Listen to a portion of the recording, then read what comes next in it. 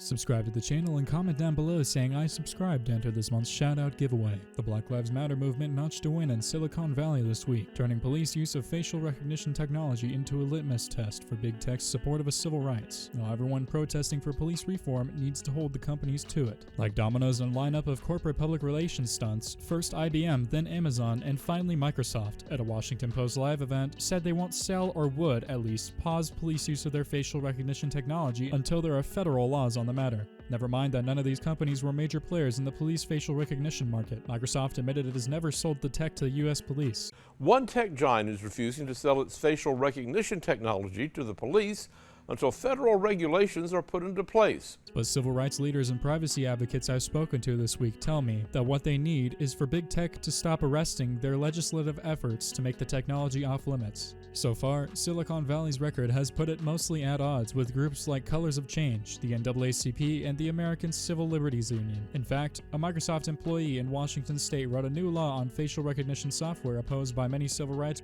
Microsoft President Brad Smith says the company will not sell its facial recognition technology to police. What happens next will impact the lives of many Americans. Facial recognition technology uses photos to help computers identify people. You might have already encountered it to unlock your phone or board an airplane. It can also be used to identify people who don't even know they're being watched, like at a protest. It's one of the most powerful surveillance tools ever invented, but even a federal government study found it to be less accurate at identifying minorities and women. Ramping up its use could, in theory, help keep criminals from escaping arrest, but it also opens a slippery slope to a world of supercharged policing that's likely to disproportionately impact people of color through misidentification or just more surveillance of minority communities. Amazon also owns the connected doorbell maker Ring, which privacy groups have criticized for partnering with hundreds of police forces, granting them potential access to camera footage of many American streets. Ring doesn't offer facial recognition, but its video can be shared with police who have it. Amazon chief executive and founder Jeff Bezos owns the Washington Post. Police are using Amazon's facial recognition technology. Privacy experts are worried. A sheriff's office in Oregon is using Amazon recognition to track down criminal suspects. Is this a dangerous precedent against privacy? There's no evidence of police using facial recognition technology to make arrests of people protesting the death of George Floyd, though it may take time for those records to emerge. The statue was burned and hit with red paint during anti-racism protests following George Floyd's death. Police in dozens of U.S. cities have access to the tech, and in several have explicitly asked citizens to share images of protesters. What changed this week is that facial recognition software got a link to police racism, the issue that's gotten Americans angry enough to protest during a pandemic and made the tech potentially toxic. Previously, privacy advocates, including me, had linked it to less urgent sounding concerns like surveillance and squashed speech. To be clear, this week's announcements alone won't likely do much to stop the use of this technology by law enforcement. The most important players in the murky market, such as NEC Core, IDEMIA, and Clearview AI, are lesser-known companies that have not joined in on the voluntary moratoriums. Clearview AI is also committed to the responsible use of its powerful technology and is used only for after-the-crime investigations to help identify criminal suspects, the company said in a statement. We need to change.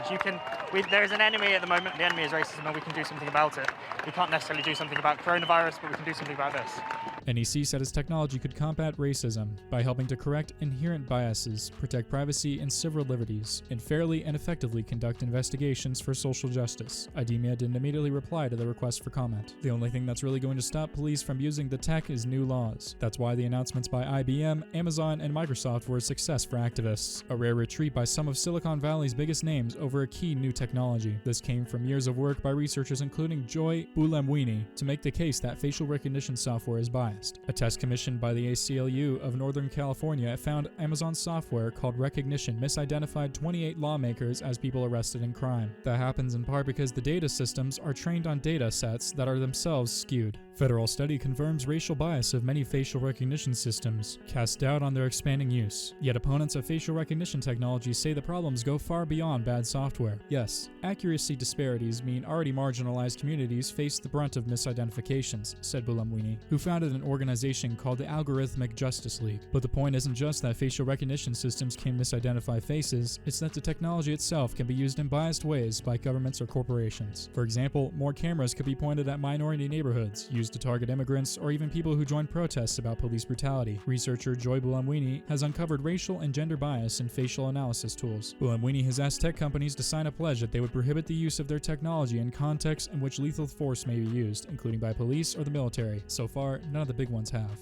There are too many ways in which it can be recklessly applied, and too few examples of the ways in which it serves a fundamental public good, said Brandy Collins-Dexter, Senior Campaign Director at Color of Change. That's why she and others are calling for not just better facial recognition tech, but a stop to its use by governments. A half-dozen cities such as San Francisco already have those sorts of laws. On Tuesday, Boston held a hearing about adopting a ban, during which Police Commissioner William Gross said that he didn't want to use the tech because it was faulty. There's a lot of anger out there directed toward police. Yes.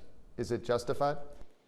Yes. The challenge, say opponents of facial recognition technology, is that tech companies want to say they support civil rights without actually putting significant limits on potential business upside. There are potential military, international, and corporate contracts at stake, largely missing from this week's promises, and weak laws could end up legitimizing police use of the tech. This brings us to the end of our video. I hope you enjoyed it, hit like if you did, and don't forget to subscribe to our channel so that you don't miss any of our videos in the future. Also, watch the 2 videos that are on your screen because I'm sure you'll love them. And with that, I'll see you in the next video.